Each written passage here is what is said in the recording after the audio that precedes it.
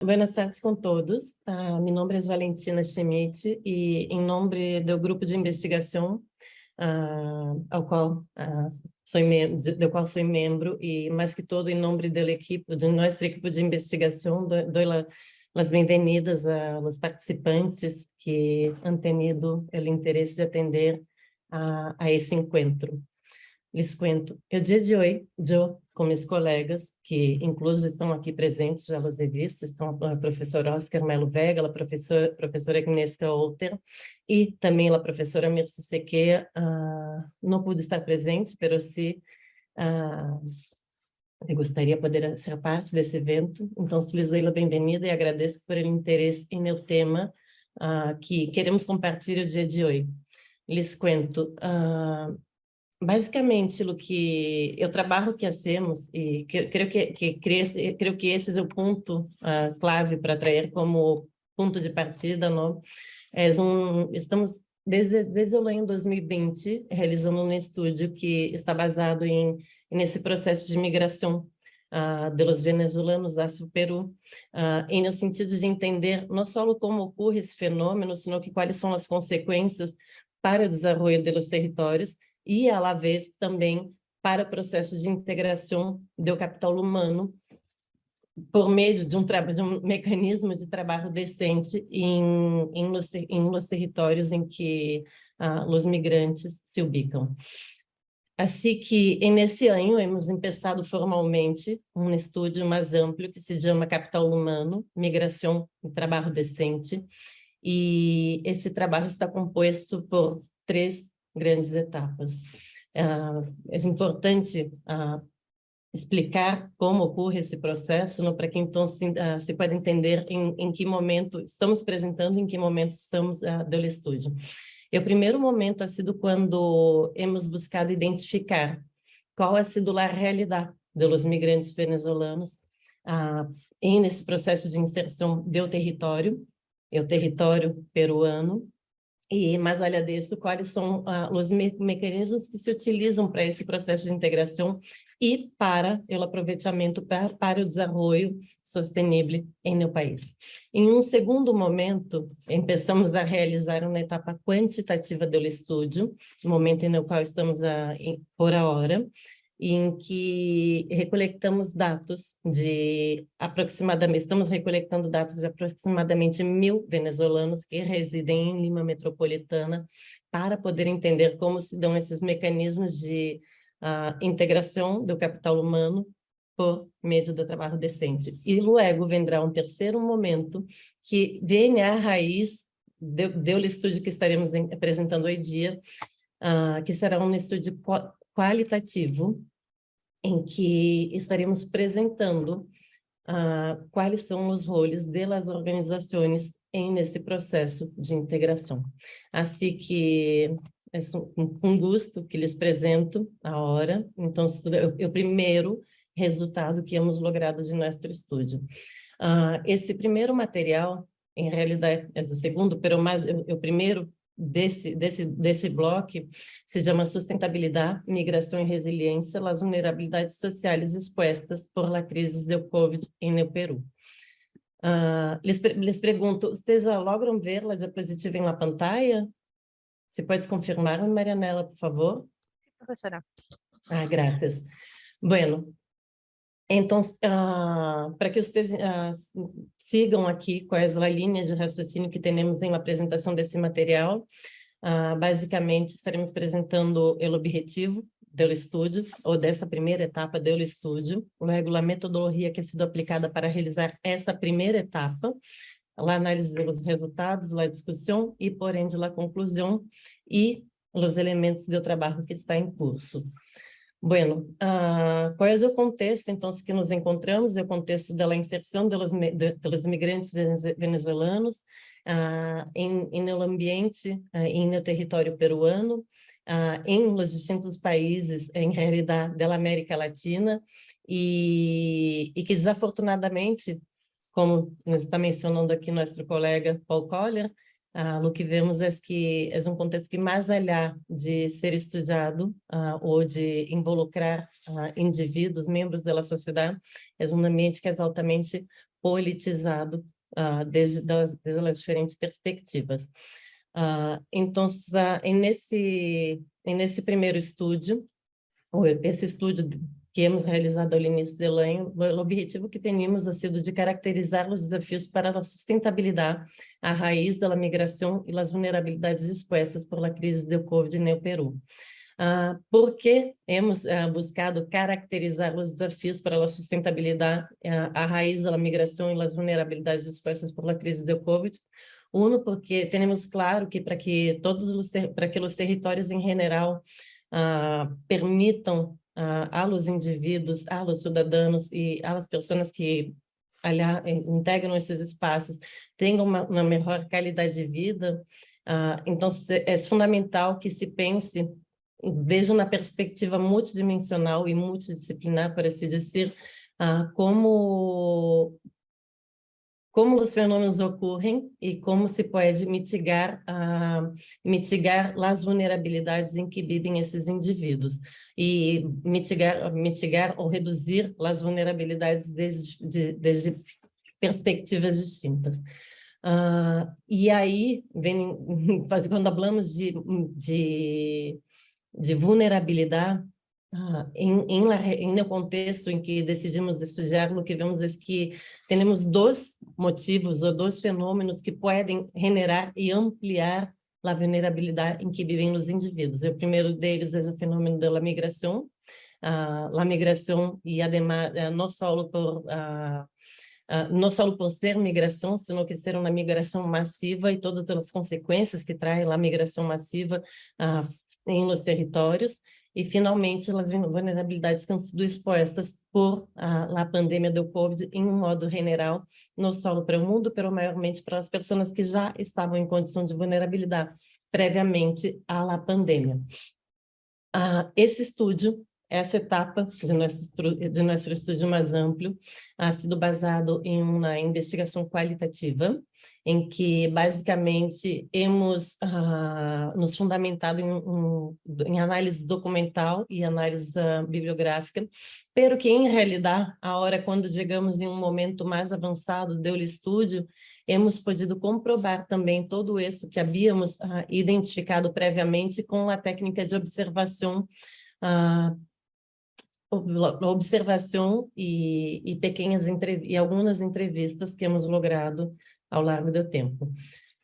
Basicamente, então, temos analisado 75 documentos relevantes, ademais dos outros que hemos excluído do processo de análise do material principal. Esses documentos han sido documentos generados por organizações multilaterais, instituições governamentais do Peru, organizações não governamentais, investigações acadêmicas, instituições privadas e think tanks. Para esse estudo, então, o que hemos tenido como ponto de partida ou como referente han sido aspectos como a literatura do desenvolvimento territorial e sustentabilidade, a literatura relativa aos processos de migração e de desenvolvimento territorial, a relação entre todo isso e a vulnerabilidade e a resiliência nos processos migratórios e, mais além disso, o processo de inserção de los migrantes em las comunidades de acolhida. Que é o que temos aqui? Então, como marco teórico, hemos utilizado materiais que tratam dos modelos que expressam a insustentabilidade econômica, social e territorial. E por que é importante mencionar isso? Porque quando consideramos o conceito da sustentabilidade, nós estamos tratando única e exclusivamente de uma dimensão econômica ou da dimensão social, sino que trabalhamos com uma perspectiva mais ampla, considerando também o aspecto ambiental e as relações entre os indivíduos com esses territórios. E mais além disso, considerando que a sustentabilidade involucra a inserção dos diferentes elementos que os indivíduos que fazem parte da sociedade em uma determinada realidade.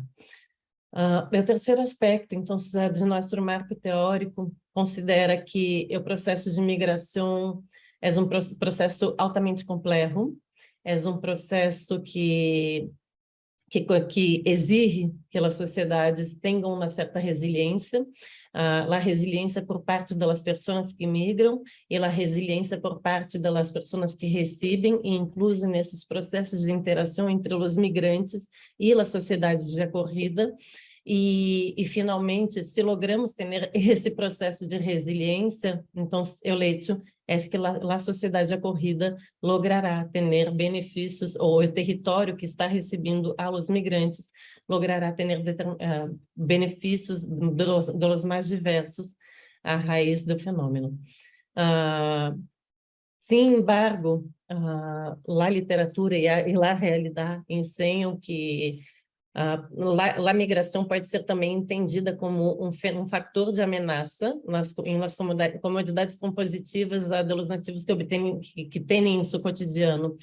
E esse é um ponto bem interessante de verificar, porque, em realidade, se vocês se acordam, a hora em 2020, o Prêmio Nobel de Economia 2021, perdão, é o Prêmio Nobel de Economia de um senhor chamado David Carr, um dos prêmios Nobel de Economia, é o senhor David Carr, e David Carr justo que hacía um de seus trabalhos, ou uma linha bastante ampla de seus trabalhos, põe ênfase nesse sentido do fator da migração como sendo um fator que ameaça a comodidade compositiva dos nativos, e maiormente desde a mirada do mercado laboral. E porque isso ocorre por diversos conceitos errôneos a respeito aos migrantes, de diversos prejuízos, e prejuízos esses que têm que ser corrigidos, não? E daí esse esforço de correção, esse esforço de ajuste, de adequação, é resultado, ou deveria ser resultado, de um esforço de coprodução por parte dos diferentes atores da sociedade, como os estados, as comunidades e as organizações sociais. Com isso, então, aqui começamos a identificar o contexto em que vive em que vivia a sociedade acolhida, não? A sociedade peruana, a sociedade, e mais precisamente a sociedade de Lima, que é a cidade em realidade que mais ha recebido os migrantes venezuelanos em el Peru. É a cidade que ao dia de hoje tem o maior volume de imigrantes venezuelanos fora de Venezuela, em todo o mundo. E se é que meu colega Oscar tem o permisso do microfone, deixa-me ver se ele tem. Se tem o permisso, pedirei a Oscar que haga a apresentação dos números. A ver, Oscar, logras ter o microfone aberto? Ou Marianela, se pode exponer o microfone aberto para Oscar, por favor? É possível? Sim ou não? Se não, eu avanço com os números aqui, por mientras Oscar tem esse microfone aberto. A ver. Bueno, então avanço aqui por mientras. Então, o que vemos aqui é que Lima, como cidade, ou a cidade que mais ha recebido migrantes venezuelanos em o mundo, até o dia de hoje, não? A cidade que tem mais volume de concentração de imigrantes venezuelanos ao dia de hoje, é uma cidade que, historicamente, ha sofrido ou ha vivenciado uma realidade de forte migração desde as províncias até a cidade de Lima. E esse processo de migração desde as províncias, que é um processo histórico, e que vemos aqui que ha sido como um processo crescente ao largo das décadas recentes, não? Ha hecho com que a cidade tivesse um desenvolvimento urbano sem a oportuna planificação. É dizer, é uma cidade que ha crescido de maneira significativa, como vemos aqui a diário, e ha crescido de certa maneira, por assim dizer, de maneira desordenada. Ao ter esse crescimento bastante amplo e de maneira desordenada, ou de maneira desproporcional ao ideal, isso resultou em que se tivera uma cidade desigual e com múltiplos problemas. Quizá é o maior problema, se a desigualdade, entre os indivíduos e todas as consequências que se tem a raiz da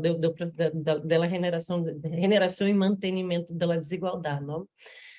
Essa migração interna também ha generado diversos rectos estruturais para o desenvolvimento territorial, deixa eu destacar isso aqui, e finalmente para desenvolvimento sustentável. Então, o que temos aqui é que existem a quantidade de distritos periféricos que se caracterizam pela pobreza, pela precariedade, acessibilidade nos serviços básicos, alta mortalidade infantil, desafortunadamente, limitada qualidade à educação, ou limitado acesso de maneira ampla à educação de qualidade, uma informalidade laboral que é assombrosa em realidade. No Peru, ao dia de hoje, se encontram dados de que 80% da população vive em uma realidade de informalidade e, por ende, isso pode ter essa informalidade pode generar efeitos em la maneira como os indivíduos logram ter ou não condições de trabalho decente, e mais além disso, considerando que não só o aspecto econômico e o social são relevantes para o desenvolvimento sustentável de um território, vem o aspecto ambiental, e que aqui em Lima, então, temos um elevado nível de contaminação ambiental, e por isso, incluso, uma qualidade do aire prejudicada. E todos esses fatores que estão listados aqui, em realidade, han sido acentuados, ampliados à raiz da pandemia. Então, temos tido uma realidade que não ha favorecido esse processo de inserção de tantos outros indivíduos em la população que aqui reside. Mas, além disso, o que hemos tenido com a raiz dessa migração interna e desses retos estruturais para o desenvolvimento territorial e a sustentabilidade, ha sido de que o Peru, logo ao início da pandemia, tinha como que 5,8 milhões de hogares vulneráveis, 65% da população dos hogares, e, además disso, tínhamos também uma realidade que 58% da população estaria aqui na área urbana. Durante a pandemia, todas essas brechas socioeconômicas se han acentuado maiormente para as pessoas que já se encontravam em vulnerabilidade, e é importante aqui pôr de maneira bastante clara que a vulnerabilidade não é só a vulnerabilidade no sentido físico, senão que a vulnerabilidade no sentido social, financeiro, econômico e tantos outros aspectos. Incluso a vulnerabilidade pode ser considerada a partir do momento em que uma pessoa logra ou não ter acesso ao água ou ao alimento.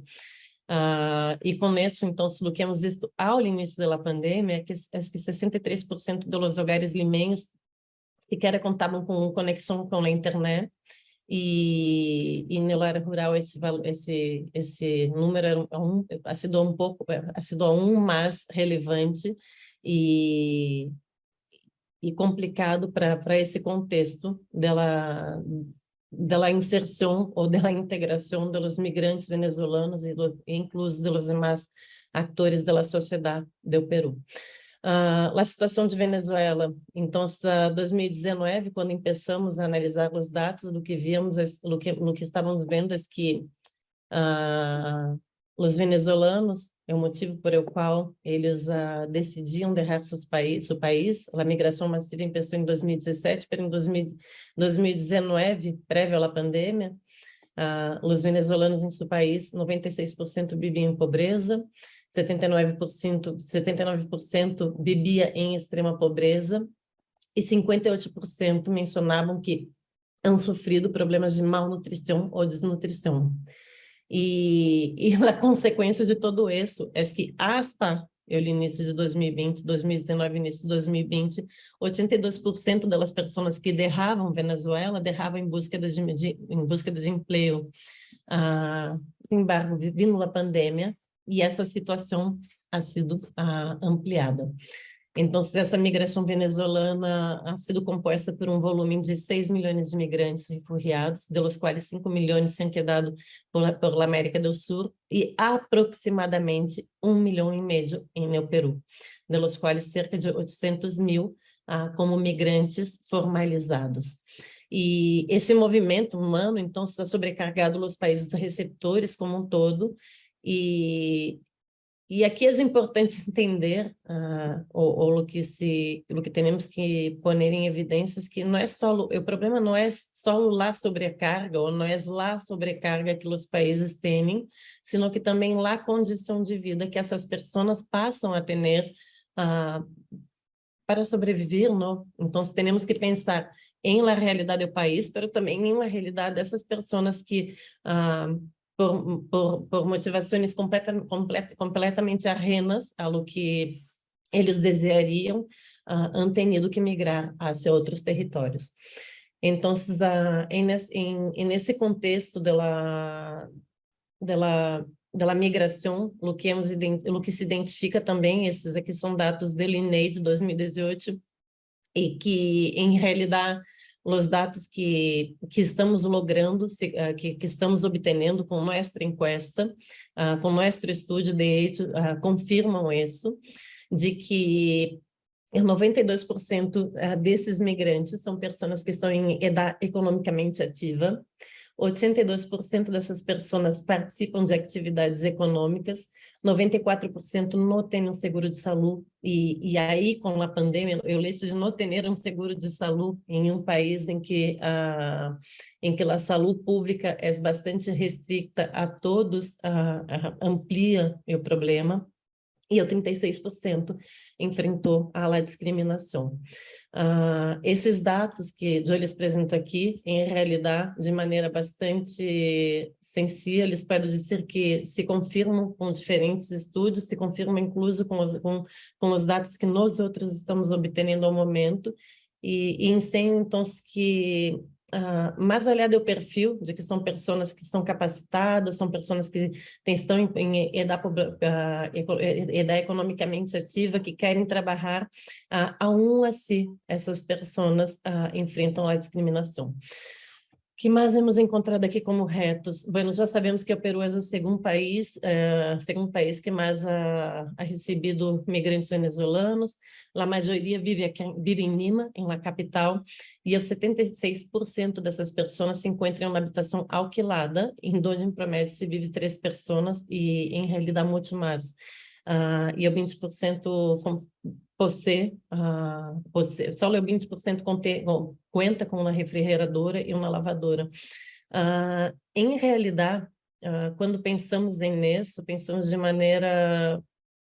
Les vou contar o que eu he visto, não? Recentemente, quando estivemos em uma ONG, e pronto, eles na ONG União Venezuelana, nos abrem dado um apoio bastante relevante para poder avançar com nossos estudos, o que ocorreu uma situação em que a ONU chega com materiais Acnur, mas precisamente não chega com materiais de donação, materiais que vão ser distribuídos para pessoas que a ONG havia identificado como pessoas que necessitavam apoio. Então, sabiam os impactos no piso e algo que parecia com uma boteia. Então, se eu pergunto ao senhor Oscar Pérez, que é o coordenador o dirigente da ONG, o fundador da ONG, porque é que uma pessoa necessitaria algo que se pareceria com uma boteia plástica, não? E Russo, que eu me digo, de hecho, efetivamente é uma boteia plástica, é uma boteia para pôr água, porque o que passa é que as pessoas não têm acesso ao lago em suas casas. As pessoas não só não têm acesso ao lago, sino que não têm onde pôr o lago. Então, se não é por o leite de que elas recebem um apoio para, pelo menos, ter água em sua casa, não estou nem falando de refrigerador, estou falando de ter água em sua casa, elas não têm a condição mínima para sobreviver.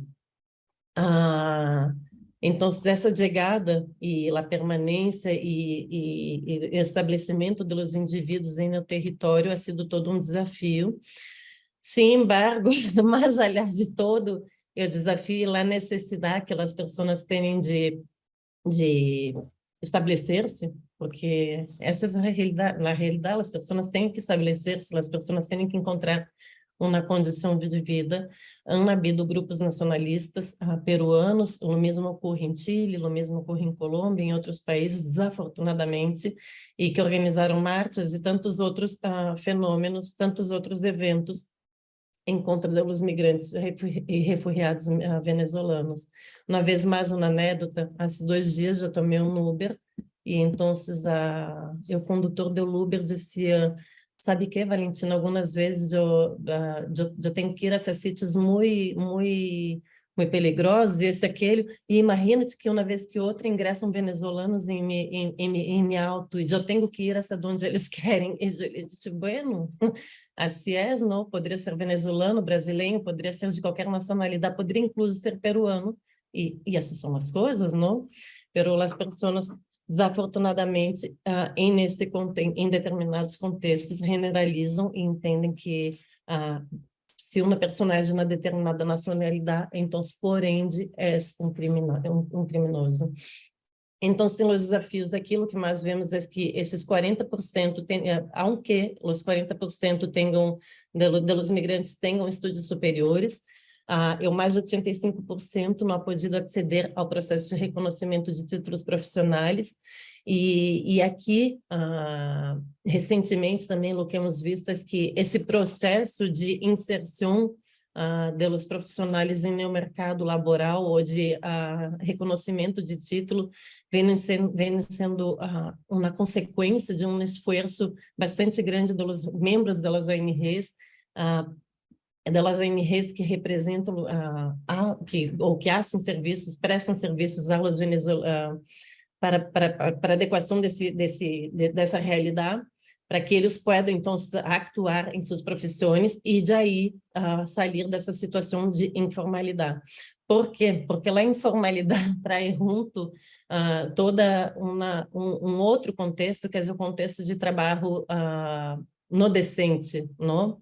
Então, o trabalho no decente, que significaria dizer que grande parte dessas pessoas, ou mais bem, quase 90% não tem um contrato laboral. Ao não ter um contrato laboral, a maior parte dessas pessoas trabalha de 6 a 7 dias por semana, mas, aliás, de trabalhar 6 a 7 dias por semana, essas pessoas trabalham de 10 horas a muito mais a diário, e sem direitos, não? Então, se tu te enfermas, tu não tens direitos.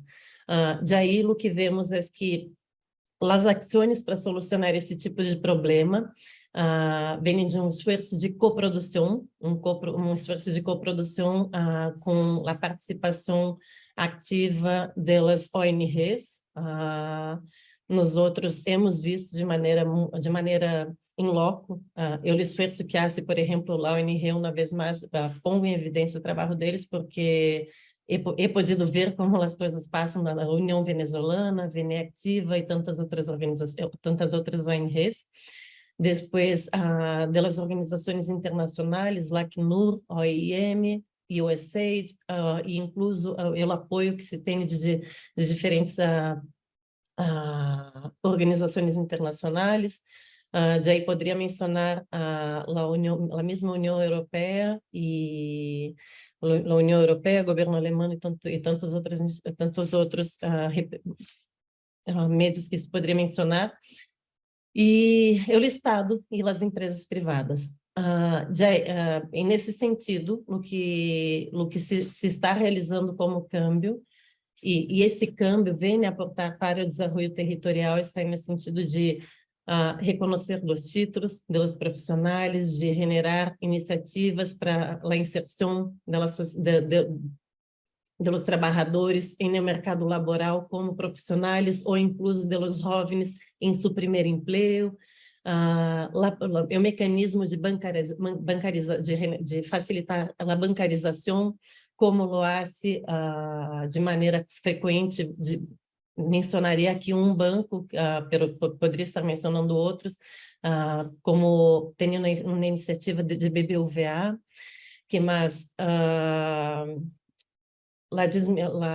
luta para que se possa regularizar regularizar as visas, reduzir, eliminar o tema das multas, que tem a anistia para as multas, que é uma luta, um processo de negociação direto com o Congresso e com a normativa do país. E aqui, bem interessante, os esforços que se vêm realizando em nível nacional, incluso, não só para brindar eu apoio eu apoio aos migrantes venezuelanos, sino que também eu apoio a los migrantes e outras pessoas que tenham as mesmas necessidades que os migrantes, por lo que chamariam então de feiras ou eventos de integração.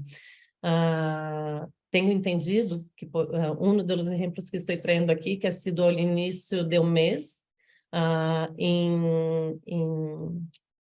em Chorillos, só para brindar um exemplo, han tenido 700 pessoas que han acudido ao evento organizado por las organizações de apoio a los venezolanos, pero que han tenido como demanda, ou como pessoas buscando o apoio também a los peruanos e pessoas de nacionalidades distintas. Aqui trago o exemplo para vocês de lo que se realiza a diário em las organizações não governamentais, nesse sentido de facilitar os serviços, brindar apoio legal, brindar apoio de imigração, capacitação, apoio em termos de acesso a serviços psicológicos, médicos, e também as donações para as pessoas que estão em condição de vulnerabilidade. E com isso, então, avançamos à conclusão dessa primeira etapa, não? Em que o que identificamos é que o movimento migratório é um fenômeno relevante, é um fenômeno relevante que tem que ser estudado, considerando as respostas ex post e ex ante, fazendo uma comparação entre o que um tinha antes e o que terá depois.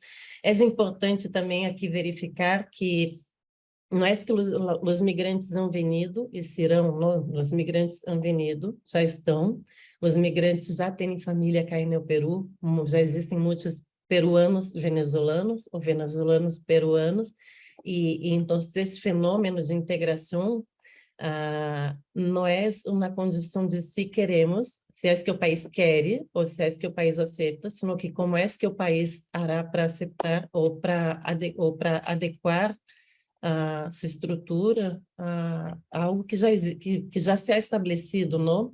E para isso, então, se é fundamental o desenvolvimento de estratégias de desenvolvimento territorial sustentável, a ampliação desse processo de regularização dos migrantes, e a regularização no sentido amplo, a regularização no sentido legal, e no sentido laboral, e no sentido da bancarização dos migrantes, do acesso aos serviços públicos e tantos outros elementos, para que daí se possa ter, então, uma ampliação da dispersão territorial e dos processos migratórios.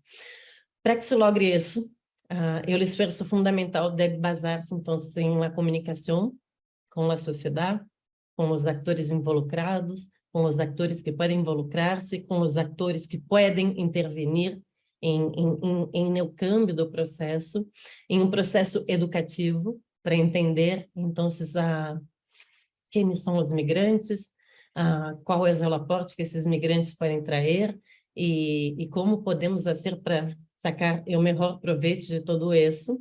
E, finalmente, um esforço no sentido da conscientização, para que esse tipo de situação, como a que já lhes havia mencionado, de um motorista de Uber que habla que, incluso algumas vezes, ocorre que eu tenho que levar venezuelanos a ser onde eles querem, já não passe nesse sentido. Se regressamos a seu ponto de partida inicial, então, nossa preocupação estava em fazer com que os territórios sejam resilientes para alcançar o desenvolvimento sustentável, não? E desenvolvimento sustentável involucra aspectos como o fim da pobreza, redução do hambre, alcance da educação, saúde e todo o demais.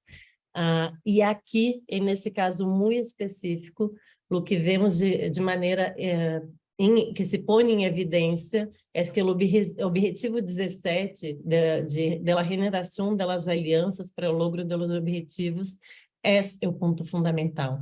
É dizer, generar alianças entre governo, entre Estado, sociedade, organizações não governamentais representando a ala sociedade e as empresas é o ponto clave para que logremos o objetivo, que logremos desenvolvimento sustentável. E, finalmente, aqui, só porque veio que minha colega Oscar não está com seu microfone, então, quiser mencionar o que é trabalho que, uma parte do que estamos fazendo, nós outros temos uma encuesta própria, como já lhes he mencionado, é uma encuesta com 85 perguntas, 85 perguntas que estamos aplicando a uma amostra de 1.066 pessoas. Ao momento já estamos com 666 encuestas geradas. E daí, o que trataremos de fazer não só é generar nossos dados, fazer nossas análises relacionadas com migração, capital humano e trabalho decente, sino que comparar com outros estudos que já existem no país, como a Impov e o Lenarro. E é isso. Então, se lhe invito a todos para deixar aqui em aberto a discussão, se é que há alguma pergunta, alguma dúvida, comentário. Se é que Marianela pode ter o microfone de Inês e Oscar aberto, te agradeço, para que eles possam, quiçá, fazer algum aporte a tudo o que é dito, ou incluso para dizer que o que é dito não é verdade ou é verdade. E se alguém tem alguma pergunta, comentário ou dúvida, creio que esse é o momento. A Agnieszka, lhes cuento, a Agnieszka está levando seu doutorado em Polônia, justo sobre o tema de migração. Sí, sí, efectivamente. Muchísimas gracias, Valentina, por la presentación y gracias a los organizadores por la oportunidad de presentar los resultados de nuestro estudio. Es un estudio largo, ya estamos trabajando a buen tiempo en este estudio y parece que vamos a seguir trabajando, estamos logrando resultados interesantes. Creo que Valentina explicó muy bien los esfuerzos que estamos realizando y también los resultados que estamos teniendo. Efectivamente, la situación va cambiando en muchos aspectos, va mejorando, se ve integración. Sin embargo, la situación relacionada con la pandemia de COVID-19 complicó también la situación en otros aspectos, por lo que tenemos que ir revisando, ir realizando ciertos ajustes también en los resultados. Estamos comunicándonos con personas venezolanas, estamos conversando con ellos constantemente. Hemos últimamente realizado una serie de encuestas con ellos.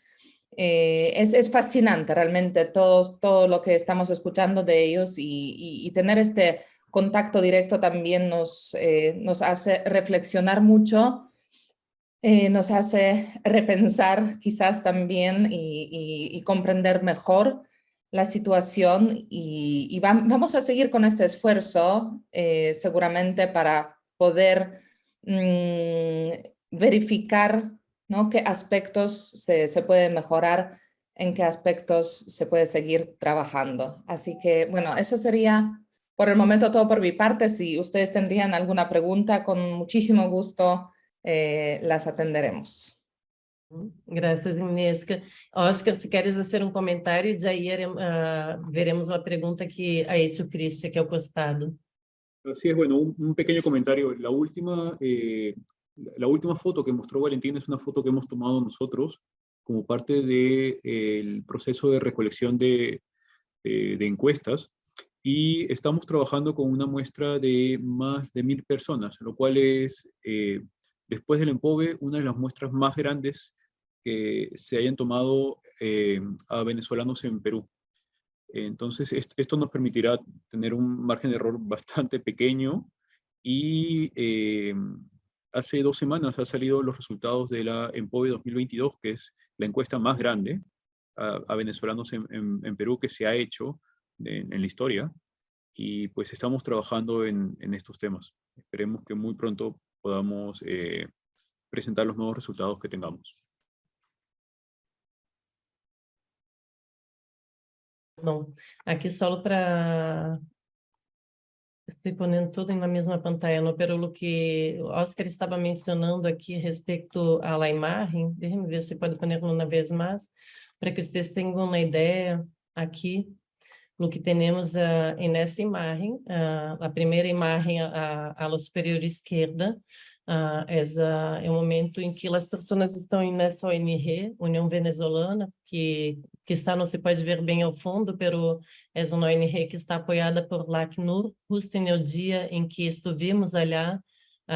O primeiro dia que hemos começado a recolecção de dados, estava uma diretora da LACNUR em Europa e o diretor-geral da LACNUR acá no Peru, em que eles estavam visitando a ONG para identificá-la, para decidir se ela identificariam como sendo uma organização reconhecida como para se dizer, braço direito da LACNUR, pero aún assim eles são reconhecidos, são apoiados por LACNUR, pela OIM, por la World Council, por la União Europeia, como dizia, o governo alemão, a Ação contra o Hambre, a UXAID, e o que fazem aqui, nessas fotografias, é o apoio de migração, o apoio de capacitação para primeiro ofício e também o apoio de educação de temas de gênero, educação sexual, atenção psicológica e a oferta de material de donações, não, para pessoas que estão em condição de extrema vulnerabilidade ou vulnerabilidade. E por que isso é importante? Porque quando tu fazes esse tipo de apoio, o que uno logra é não necessariamente a ser o trabalho que deveria ser o Estado, não, sino que complementar o trabalho do Estado, não, complementar o trabalho que a sociedade necessita, o que o território necessita para ter seu desenvolvimento, não? E por esse motivo, incluso, que queremos em um segundo momento do estudo qualitativo, identificar quais são os roles, então, dessas diferentes organizações nesse processo de coprodução, não? E aqui já, então, se está avançando com a pergunta de Cristi, que Cristi se há algum estudo que evidencia algum benefício que ha traído ao país essa situação da migração, mas que todo com a migração venezuelana, já que esse aspecto há maior volume de pessoas. Oscar, Oscar, quer dizer o nome dos números, Oscar. ¿Te acuerdas desse estudo de BBVA? Sí, Se puedes sí, mencionar, por favor. exactamente, Valentina. Hay un par de estudios al respecto, especialmente BBVA Research hizo una publicación en el año 2020, en el cual demostró que si bien a corto plazo el impacto es fuerte sobre la sociedad, a largo plazo el impacto sobre la economía va a ser positivo, la migración venezolana. Entonces, si hay un estudio, es un estudio muy completo, muy ordenado y que de hecho es citado no solo por nosotros, sino por varias fuentes internacionales, porque es el mejor estudio que se ha realizado, o el más completo, perdón, que se ha realizado sobre el tema de un resultado positivo. Graças, Oscar. E em realidade, Cristi, o que se pode ver é que, te vou dizer, a teoria, não? Se tu regressas uma vez mais para todos esses estudos que tratam da temática da migração, e aqui, então, a Inêsca, que é ela que está ponendo, como ela sempre habla, o ponto no tema da migração, pero na mesma discussão de David Carr dizia, no, que em primeiro momento tu tens esse problema dela acomodação, vou resumir assim, dela acomodação dela mano de obra e a mesma discussão, no, se isso reduz o sueldo do ingresso das pessoas ou não.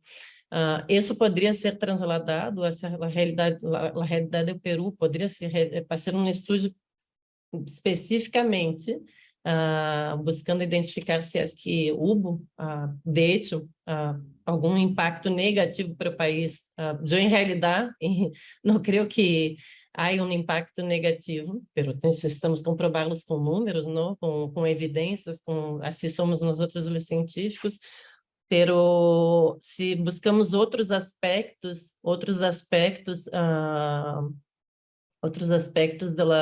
do aporte da migração por general e já a migração dos venezuelanos, o que vemos é que a migração e nesse caso a migração venezolana hace com que a sociedade que recebe a eles ou os territórios que recebem aos migrantes tenham novos tipos de empreendimentos, novos tipos de produtos, novos tipos de temas no mercado e incluso ayer eu estava discutindo com dois colegas investigadoras, a professora Mirce e uma outra investigadora que está em Piura, que o que se poderia ser também é um estudo para identificar em que medida o mesmo processo de migração dos venezuelanos pode haver alterado a qualidade ou a característica dos serviços que são prestados acá no Peru. Por quê? Porque os migrantes venezuelanos têm um outro estilo de atenção ao público, por exemplo, que anteriormente não era característico no Peru. Não estou dizendo nem que é melhor nem pior, mas se poderia verificar esse elemento. Então, BBVA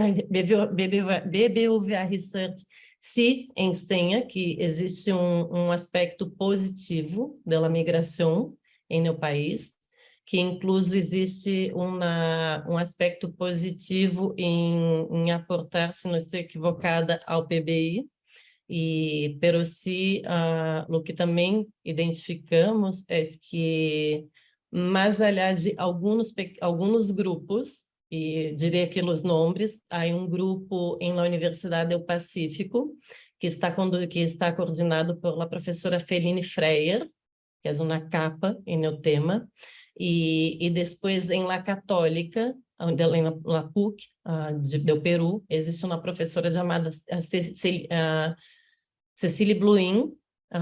Então, mais allá desses dois principais grupos, são poucos ou escassos os trabalhos que tratam da realidade venezuelana no Peru. Então, isso nos ensina que sim, há muito por ser hecho, muito por ser realizado, e poder ser uma invitação para que mais pessoas se interessem por la temática, não? Então, basicamente, isso é o que pode dizer. Existe esse trabalho de BBVA Research, existe um grupo de investigação conduzido pela professora Feline Freyer em La Pacífico, o grupo que está pela professora Cecília Bluin em La Católica, e nossa equipe, a hora de investigação. Graças a ti pela pergunta, Cristi. A ver, alguém mais que tenha alguma outra pergunta? Ou algum comentário? Aceitamos todos os tipos de dúvidas, perguntas e comentários? Não? Então, creio que é isso. Como eles estavam dizendo, nosso estúdio é um estúdio que está sendo conduzido ao largo desse ano. Em las seguintes semanas, estaremos concluindo com a etapa de recolecção de dados com essa muestra que temos planteada, de 1.066 venezuelanos, em Lima precisamente. Não, isso é o que que é importante señalar. Daí começaremos com uma etapa qualitativa para trabalhar com a complementação desses dados e a se realizar uma interpretação mais ampla, incluso para poder generar elementos que permitam de se comprovar como e o porquê essa migração aporta, incluso para o desenvolvimento do território. O que sim estamos seguros é que, ao dia de hoje, o que temos é um alto volume de capital humano qualificado. São pessoas que são proporcionalmente muito bem preparadas. A maioria tem educação superior, sem embargo, não estão trabalhando ao dia de hoje no que deveriam. E tampouco estão trabalhando na condição de trabalho decente, não? Então, o que vemos aí é que é um grande reto, um grande desafio por ser superado, e se tudo sair bem, em alguns meses estaremos invitando a todos os TEDs para conhecer o resultado do estudo mais amplo e que está para discutir com outros invitados os resultados desse material. Então, basicamente é isso. Em caso de que não hajam mais dúvidas ou comentários, quedaremos disponíveis para poder manter o contato. E, por supuesto, que agradeço a todos por la participação em nome da equipe, não, em nome de nosso grupo de investigação e, finalmente, em nome do Instituto de Desenvolvimento da Investigação Científica da Universidade de Lima. Agradeço pela participação de todos os TEDs ao dia de hoje.